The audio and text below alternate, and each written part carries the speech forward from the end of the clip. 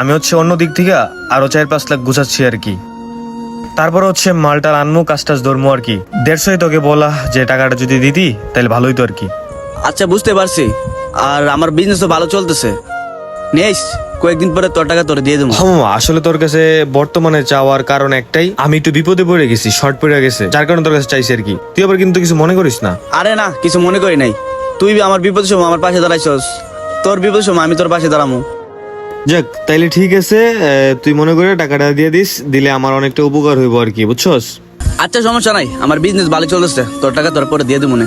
ঠিক আছে তাইলে চল এখন ওই যে চা খেয়ে আসি একটু মদনদার দোকান থেকে। আগে কি সুন্দর দিন কাটাইতা। কিরে সাব্বির, কি অবস্থা তোর? আরে ভাই এই তো আলহামদুলিল্লাহ ভালো। তোমার কি অবস্থা? ভালো। দোকানে যাস নাই? দোকানে যাবো ভাই, রাকিব ভাই তোমার চাকরি নোট করে দিছে। চাকরি নোট করে দিছে মানে? দোকান তো বন্ধ।